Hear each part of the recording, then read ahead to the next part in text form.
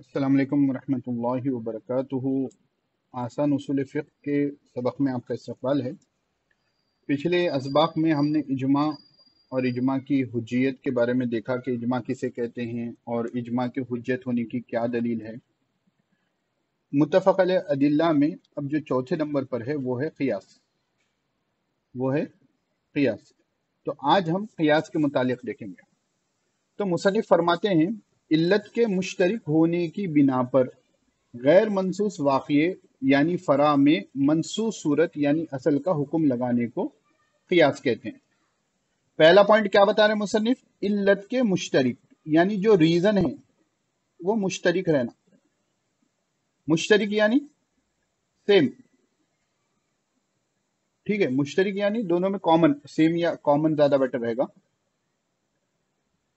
गैर मनसूस वाक़िया, ऐसा वाक़िया जो कुरान और सुन्नत में ना हो, जो नस में ना हो। गैर मनसूस वाक़िया यानी जिसका वाज़े हुक्म नस में मौजूद ना हो। जैसा मैं ड्रग्स की मिसाल आपको दिया था समझाने के लिए, ठीक है ना, कि हुजूर सल्लल्लाहु अलैहि वसल्लम के ज़माने में ड्रग्स नहीं था। आजकल जो है ये ओबाश लड़के जो नशा करते हैं, गांजा वगैरह, ये चीज़ें उस ज़माने में नहीं थी, ठीक है ना। तो गैर मनसूस वाक़िया, इसको अब जब अब आप क़ियास पढ़ लोगे ना, तो इसको आप, इसका नाम है फ़रा। इसका नाम क्या है? फ़रा। यानी जो भी गैर मनसूस वाक़िया है, ठीक है, उसको हम अब फ़रा कहेंगे, जिसके बारे में हम मनसूस वाक़िए को लिंक करेंगे। तो बता रहे हैं कि इल्लत के मुश्तरक होने की बिना पर गैर मनसूस वाक़िया यानी फ़रा में मनसूस सूरत यानी असल, मनसूस सूरत यानी असल के हुक्म लगाने को क़ियास कहते हैं। तो अब चार चीज़ें आपको समझना है। असल क्या है? पहली चीज़, असल कहते हैं जो मनसूस सूरत हो, यानी वो हुक्म जो कुरान और सुन्नत में मौजूद हो, कुरान या सुन्नत में मौजूद हो, ठीक है, ये मनसूस सूरत हो गई। फरा जो हो जाएगा ये गैर मनसूस सूरत हो जाएगी, यानी जो नए पे मसाइल आ रहे हैं वो है। जैसा आप एरोप्लेन में नमाज पढ़ना है, हुजूर सल्लल्लाहु अलैहि वसल्लम के ज़माने में एरोप्लेन नहीं था। हुजूर अक़दस सल्लल्लाहु अलैहि वसल्लम के ज़माने में रेलवे नहीं थी, रेलवे नहीं थी। तब इनमें नमाज पढ़ने का क्या हुक्म होगा? उसके लिए हम मनसूस वाक़या कोई ढूंढेंगे जो इनसे इंटर रिलेटेड हो, दोनों में इल्लत मुश्तरक हो। तो जो मनसूस सूरत है यानी जिसका हुक्म कुरान में या हदीस में या इजमा से हमको मिल जाए वो असल कहलाएगा, और जो फरा हो यानी जिसका हुक्म कुरान और सुन्नत में ना हो वो गैर मनसूस हो, उसको फरा कह देंगे। तीसरा क्या हो गया? क़ियास के कितने? चार अरकान है। तीसरा क्या? हुक्म जो है, यानी मनसूस सूरत का जो हुक्म होगा फरा का भी वही हुक्म होगा। असल में जो हुक्म था वही फरा पर हुक्म लगाएंगे। जैसा ड्रग्स को हराम क्यों कहते हैं? क्योंकि शराब हराम है। दोनों में इल्लत क्या है? कॉमन, नशा करना है, तो इल्लत कॉमन है। चौथी चीज है इल्लत, वजह, किस वजह से कोई हुक्म दिया गया। मनसूस में यानी कुरान और सुन्नत में कोई हुक्म दिया गया तो हुक्म की वजह रहती है। शराब को हराम किया गया नशे की वजह से। तो अब नशा जहां जहां जिन जिन चीजों में पाया जाएगा वहां पर वो चीज हराम हो जाएगी। क्यों? इल्लत मुश्तरक है। शराब में भी इल्लत क्या थी? नशा थी। और ड्रग्स में भी इल्लत क्या है? नशा है। इतनी बात क्लियर है? चलिए, तो मुसन्निफ दामत बरकातुम और वजाहत खुद कर रहे हैं इन बातों की। असल से मुराद वो सूरत है जो सराहतन किताब व सुन्नत में मज़कूर हो या इजमा से साबित हो, और असल का ही दूसरा नाम है मकीस अलैह। असल का ही दूसरा नाम क्या है? मकीस अलैह, जिस पर क़ियास किया गया, ठीक है ना। फरा से मुराद वो वाक़या है जिसका नस में सराहतन जिक्र नहीं, लेकिन उसमें मनसूस सूरत का हुक्म लगाया जाए, इसका दूसरा नाम है मकीस। तो फरा का दूसरा नाम क्या है?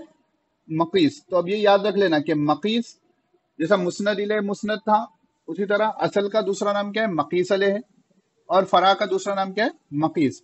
यानी जिसको क़ियास किया गया, जिस पर क़ियास किया गया वो असल है, जिसको क़ियास किया गया वो मकीस है।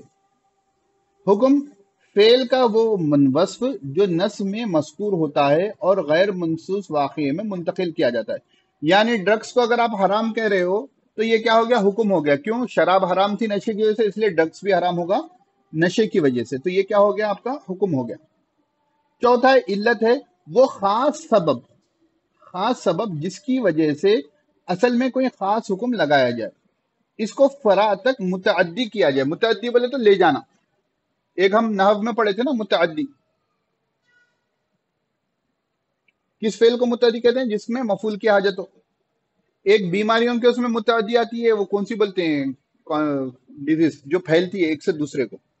तो इल्लत कहते हैं वो खास सबब जिसकी वजह से असल में कोई हुक्म हो, और वही हुक्म को जो है हम फरा तक मुंतकिल करे, मुतअद्दी करे, ले जाएं। असल में शराब हराम थी, क्यों? नशे की वजह से। वही चीज हमको ड्रग्स में पाई जा रही, तो ये क्या हो गई? इल्लत हो गई। बात क्लियर है यहां तक?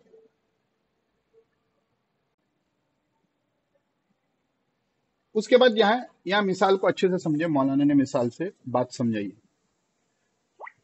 मसलन कुरान करीम में अंगूरी शराब, अंगूरी बोलते कलर नहीं, अंगूर की शराब, खमर जिसे कहते हैं, ठीक जी। तो कुरान करीम में अंगूर की शराब यानी खमर को हराम करार दिया। इस पर कियास करते हुए खजूर वगैरह की शराब भी हराम करार दी गई। तो आपका कुरान करीम में जो हराम है वो खमर है, इसको आप क्या कहोगे? असल कहोगे। इसी को आप क्या कहोगे? मकीस अले कहोगे, ठीक है ना। और खजूर की शराब जो है, क्योंकि अंगूर की शराब हराम थी इसीलिए खजूर की शराब को भी हराम किया गया। तो अब ये खजूर की शराब क्या हो गई? फरा हो गई, और इसको क्या कहेंगे? मकीस कहेंगे। दोनों में इल्लत क्या है? दोनों में इल्लत क्या है? नशा है,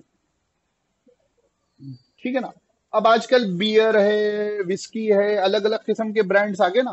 कयामत के करीब निशानियों में से एक निशानी ये है कि शराब के नाम बदल बदल के पिए जाएंगे। तो बाज लोग नहीं नहीं नहीं बियर हराम नहीं होती बोलकर भी बोलने वाले आपको मिल जाएंगे, ठीक है ना। तो ये चीज कब हुक्म क्या होगा? क्योंकि इसमें नशा पाया जाता है। नशा की इल्लत जो है कुरान करीम में नशे की वजह से खमर को हराम किया गया है, उसी की बिगड़ी हुई सूरत ये है, तो ये भी हराम हो जाएगी। तब यहाँ मुसन्निफ वजाहत की देखिए, तो कमर क्या हो गया? मकीस अले। खजूर की शराब मकीस हो गई। हुक्म क्या है? हराम होना है। नशा आवर होना क्या है? इल्लत है। अब ये मकीस अले, मकीस, इल्लत, हुक्म, ये चारों चीजों में अगर आपको दुश्वारी हो रही हो, तो मेरे ख्याल से तमरीनात में भी मौलाना ने बास तमरीन दी होंगी। उसी तरह आपको जो है कियास के जो अहकाम मिलेंगे, थोड़ा गूगल कर लें। थोड़ा, खैर मैं प्रमोट तो नहीं करता हूँ ऑनलाइन चीजों को सीखने को, यानी वो मसाइल ढूंढ लें जो कियास से साबित हुए हैं। किताबों में मिल जाएंगे, लेकिन क्योंकि आप लोग खुद ही पढ़ रहे हो अभी, तो देख लें पढ़ाते वक्त अगर उस्ताद ने या किताब में कहीं कियास का मसला लिखा हुआ हो, तो उसको देख लेना कि किस असल पे फिट किया जा रहा, ठीक है ना। तो ऐसा मल्टीपल एक 10 एग्जाम्पल्स की आप प्रैक्टिस कर लोगे तो आपको मकीस अले, मकीस असल वगैरह समझ में आ जाएगी। टॉपिक्स दुश्वार नहीं होते, क्योंकि वो नए होते हैं ना, तो आसानी से हमारे जहन में नहीं आते। अब यहाँ पर गाढ़े गाढ़े अल्फाज भी हैं, मकीस अले हैं, मकीस हैं, ठीक है। तो उसकी वजह से ये तो तालील होकर हो गए ना, मकीस अले वगैरह, इसमें मफूल है ना ये, तो तालील वगैरह होकर उसमें ये है। अब दूसरी मिसाल मुसन्निफ दे रहे हैं। इसी तरह अल्लाह ताला ने शीरखार बच्चे के लिए औरत के दूध को हलाल करार दिया है, जिसका जिक्र खुद कुरान करीम में मौजूद है। इसकी इल्लत नौमौलूद बच्चे की जान बचाना है, क्योंकि ग़िज़ा ही पर इंसान की बका मुमकिन है। बाज़ दफ़ा इंसान की ज़िंदगी बचाने के लिए ये बात ज़रूरी हो जाती है कि उसको दूसरे इंसान का खून चढ़ाया जाए। आजकल है ना ब्लड डोनेशन, देखिए कहाँ से दूर से इल्लत कितनी दूर से पकड़ कर लाई गई। लिहाजा दूध पर कियास करते हुए ऐसे मरीज को खून चढ़ाना जायज हो जाता है, क्योंकि दूध इंसान का जुज है, इसी तरह खून भी इंसान का जुज है। तो दूध मकीस अले हो गया, खून मकीस है, जायज होना हुक्म हो गया, जिंदगी का बचाव इल्लत हो गया। हम लोग आसानी से जाकर ब्लड डोनेट कर देते हैं, या ब्लड डोनेट करने के कैंप्स को हम तशहीर कर देते हैं, ठीक है ना। जैसा 12 रबीउल पर आ जाता है, और भी जो है वक्तन फवक्तन जो है ब्लड डोनेशन कैंप्स लगते हैं। लेकिन कभी किसी ने मसला मालूम करने की कोशिश की कि क्या हम हमारा ब्लड डोनेट कर सकते हैं? थोड़ा देखना, फिक्र की किताबों में लंबी लंबी बहस मिलेगी। अब देखिए मौलाना ने कैसे बताया, ठीक है, कि मकीसले क्या है? दूध है, ठीक है। असल कह देंगे, इसी को मक्खी सले भी कह देंगे, मैं लिख देता हूं ताकि आपको और उसके बाद खून क्या है? फरा है। ये क्या हो गया? मखीस हो गया। इल्लत क्या है? जान बचाना। ठीक है ना, ब्लड डोनेट नहीं करोगे तो इंसान मर जाएगा, है ना। अब हुक्म क्या है कि दूध पर कियास करते हुए इंसान का ब्लड डोनेट करने को भी उलमा ने जायज करार दिया है। कब? जान बचाने के लिए। ठीक है। अब आप लोगों के लिए मैं एक होमवर्क देता हूं, थोड़ा देख लेना। अब ये जो नॉर्मल ब्लड डोनेशन कैंप चलते हैं या लोग जाकर कोई हॉस्पिटल में जाकर जो है ब्लड डोनेट कर देते हैं ऐसे ही, वहां पर कोई मरीज नहीं होता, जिस ना स्टॉकिंग के पर्पस के लिए कि कभी कोई मरीज हो तो क्या उनको ब्लड डोनेट कर सकते हैं। तो इसका हुक्म भी थोड़ा मालूम कर लेना। आपको इख्तिलाफ मिलेगा, उलमा का फुकाहा का इख्तिलाफ मिलेगा। वो चीज क्या होगी, आपके जहन को खोलेगी। अच्छा, इसमें इतनी चीजें हैं, ये चीज में ये फुला आप देखेंगे आज से 20 साल 30 साल पहले के उलमा का अलग रुझान होगा और आजकल के उलमा का अलग रुझान होगा। क्यों? दूसरे रीजंस रहते हैं, एक रीजन की बुनियाद पर नहीं। तो पढ़ोगे तो आपको थोड़ा इंशाल्लाह मालूम होगा। यहां तक बात समझ में आ गई? देखिए, इंसान का दूध जो होता है औरत का, वो उसके जिस्म का एक हिस्सा होता है, उज्व होता है, ठीक है ना। उसी तरह खून जो होता है इंसान के जिस्म का जुज होता है। तो असल मसला ये है कि क्या इंसान अपने जुज को डोनेट कर सकता है, किसी को दे सकता है, ठीक है ना। ब्लड डोनेशन हो गया, आई डोनेशन हो गया, किडनी डोनेशन हो गया, ठीक है ना। अलग अलग चीजें आती। तो अब असल मसला यहां पर है कि क्या इंसान अपने, फिलहाल हम खून को ही ले लेंगे, तो क्योंकि मैं यहाँ फिकी मसला नहीं समझा रहा हूँ, मैं बस यहाँ पर इल्लत और इल्लत के मुश्तरक होने को ये समझा रहा हूँ। अगर कोई मसला आगे पीछे हो तो आप मसला जो है जो फिक की किताब में होगा, जो मुफ्तियान किराम बताएंगे वही असल होगा। मैं बस यहाँ ये टॉपिक को समझा रहा हूँ। तो अब यहाँ पर इल्लत ये हो गई कि बच्चे को जो माँ शीरखा और बच्चे को जो माँ दूध पिलाती है, उसकी वजह ये है कि अगर बच्चा जो है माँ के दूध के अलावा कोई दूसरी चीज खा पी नहीं सकता, अगर वो खाएगा नहीं तो जो है उसकी मौत हो जाएगी। तो इसलिए माँ का दूध जो कि इंसान का जुज है, उसको जो है बच्चे को पिलाने की शरीयत ने इजाजत दी। क्यों? यहाँ असल है कि बच्चे की जान बच जाए, वो तवाना हो जाए और चले हट्टा कट्टा हो जाए, ठीक है। उसी तरह अगर कोई बीमार हो, जिसका खून चला गया हो, एक्सीडेंट हो जाए या किसी भी वजह से, आजकल तो बीमारियां भी बाद ऐसी आ गई हैं कि जिसमें रेगुलर बेसिस पे खून चढ़ाना पड़ता है। तो अब अगर इंसान को खून नहीं चढ़ाया जाएगा, वो मर जाएगा। आपका बी पॉजिटिव, मेरा बी पॉजिटिव ग्रुप है, ठीक है, मुझे खून की जरूरत है और बिल्कुल इंतहा दर्जे की जरूरत है कि मुझे खून चढ़ाना जरूरी है। आपका बी पॉजिटिव ग्रुप है, तो आपका खून आपके जिस्म का हिस्सा है। तो क्या आपके जिस्म का हिस्सा मैं, आप मुझे डोनेट कर सकते हैं? तो अब यहां हमारे पास ये दूध की मिसाल थी कि भाई क्योंकि मेरी जान बचाना है, मेरी जान बचाने के लिए मुझे खून की जरूरत है, तो आप मेरी जान बचाने के लिए खून दे सकते हैं, जैसा कि माँ बच्चे की जान बचाने के लिए दूध पिलाती है। बात समझ में नहीं है अवामुन्नास? ठीक है, ये मसला क्लियर हो गया आप लोगों को? अब उसके बाद है हुज्जियत। भैया हम कियास को क्यों माने? वो नारे लगते हैं ना, हमारे दो उसूल कुरान और सही हदीस, ठीक है, वो भी कियास को मानते हैं, ठीक है ना। अब देखिए, एक वो हजरत जो सिर्फ कुरान और हदीस को मानने वाले हैं, यानी दावा करते हैं, उन्होंने अपने बयान में कहा गुटखा या ये क्या है, जर्दे वगैरह के बारे में। तो कुरान की एक आयत ली उन्होंने, मतलब बहुत सालों पहले मैंने सुना है, बस आपको मैं लॉजिक बता रहा हूँ। उन्होंने कुरान करीम की एक आयत करीमा पढ़ी जिसमें इंसान को अपनी जान को नुकसान, खुद पर जुल्म करने से रोका गया है। मुझे वो आयत का जहन में नहीं है, लेकिन वो बात कॉन्टेक्स्ट मेरे जहन में जो हमारे टॉपिक से रिलेटेड है। तो उन्होंने कहा कि भाई देखो, अपने आप को हलाकत में नहीं डालना है, ठीक है, कुरान कहता है अपने आप को हलाकत में नहीं डालना है। गुटखा खाने से आप हलाकत में डलते हो नहीं डलते हो? तो बिल्कुल डलते हैं, गुटखा या जो भी है तंबाकू खाने से। तो अब अपनी आपको हलाकत में डालना हराम है, तो जब आप गुटखा खाओगे यानी आप अपने आप को हलाकत में डाल रहे हो, यानी गुटखा खाना भी क्या हो गया? हराम हो गया, ठीक है ना। अब उन्होंने कैसा उसको जो है दलील बनाई, क्या बनाई, वो सेकेंडरी चीज है। ان کا دعویٰ ہے ہم قرآن و حدیث کو مانتے ہیں، ہم قیاس کو نہیں مانتے، سمجھے نا؟ اور یہاں پر کیا کر رہے ہیں وہ؟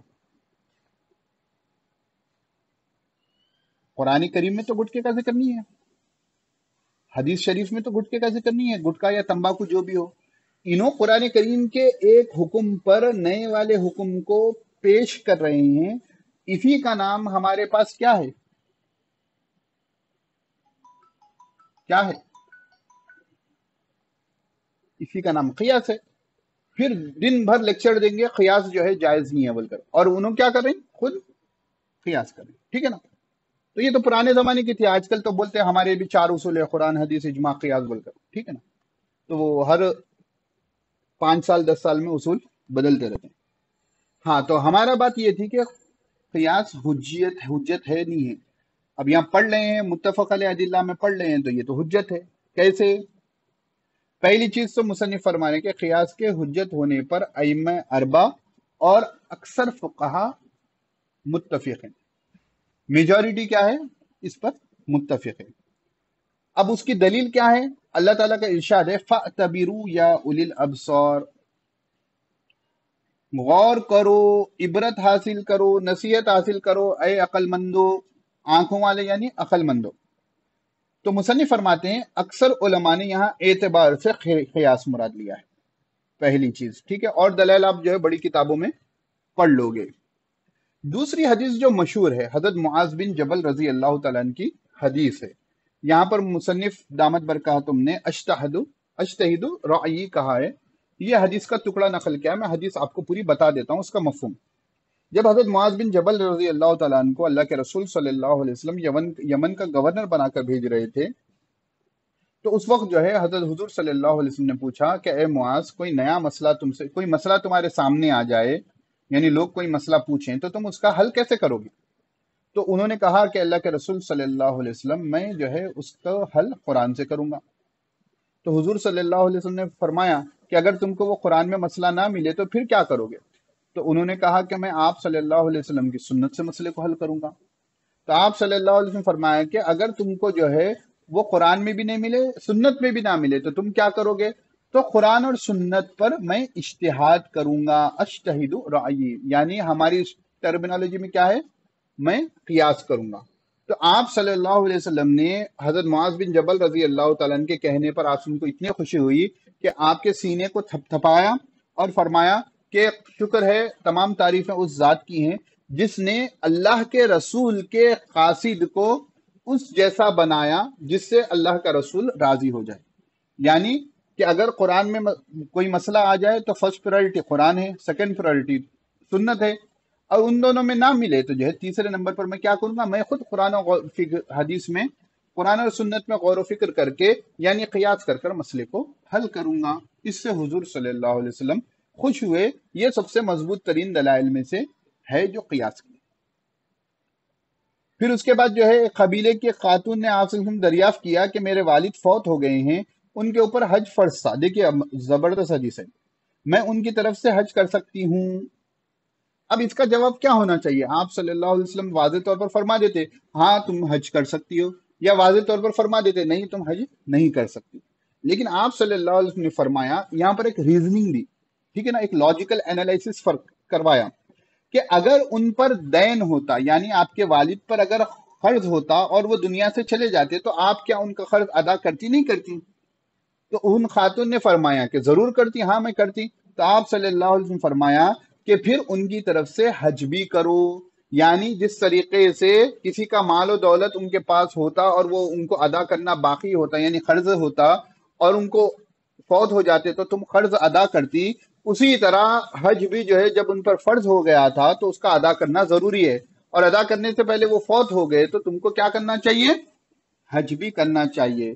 یعنی یہاں پر اللہ کے رسول صلی اللہ علیہ وسلم نے دنیاوی قرضے پر عبادت میں سے جو مقروض تھے اس عبادت کو قیاس کیا۔ اگر اس حدیث کو ہم صرف سمجھنے کے لیے، ٹھیک ہے نا، یہ تو اب حدیث آ گئی تو یہاں پر ہم کو حکم مل گیا، یہ سنت میں شامل ہو گیا، سمجھنے کے لیے اگر ہم دیکھیں گے تو دین یہاں پر کیا بنا؟ مقی صلح بنا، ٹھیک ہے نا، سمجھنے کے لیے کہہ رہا ہوں، ورنہ اصل یہ پوری حدیث ہی اصل ہے، ٹھیک ہے نا، سمجھنے کے لیے کہہ رہا ہوں کہ دین جو ہے مقی صلح بنا۔ और हज जो फौत हो गया था वो क्या बन गया, मखीज बन गया। इल्लत क्या हो गई, ये खर्च हो जाना, ठीक है ना, कि उनके ऊपर जिम्मेदारी थी, उन्होंने उस जिम्मेदारी को अदा नहीं किया, और हुक्म क्या हो गया, करना। फर्ज में ले लो आप या वाजिब में ले लो, ठीक है। बस ये समझाने के लिए फिर कह रहा हूं, क्योंकि ये सबक अपलोड भी होगा तो बाज लोग गलत समझ लेंगे, आप लोग तो सामने हैं, आप लोग समझ जाएंगे। इसमें आप सल्लल्लाहु अलैहि वसल्लम ने फरमाया हक़ुल्लाह को हक़ुन नास पर कियास किया, अल्लाह के हक को बंदों के हक पर कियास किया। तो ये भी दलील है जिससे हम कियास को हुज्जत बताते हैं। और आजकल के आवाम या आजकल जो फितने मौजूद हैं उनको समझाने के लिए ये नहीं, जब से उसूल बने हैं, जब उसूल फिक़्ह बाज़ाब्ता जो है वो बने हैं, जैसे कि इमाम शाफी रहमतुल्लाह अलैह के सर पर यह सहरा जाता है कि आपने जो है सबसे पहले मुदव्वन किया, और बाज़ हज़रत इमाम अबू हनीफा रहमतुल्लाह अलैह का भी नामे जिक्र करते हैं।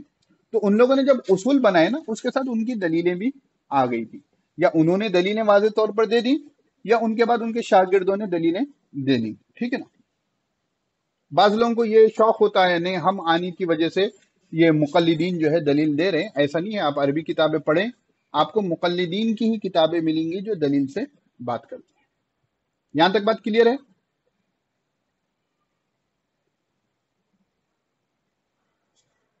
हाँ, ऑन है।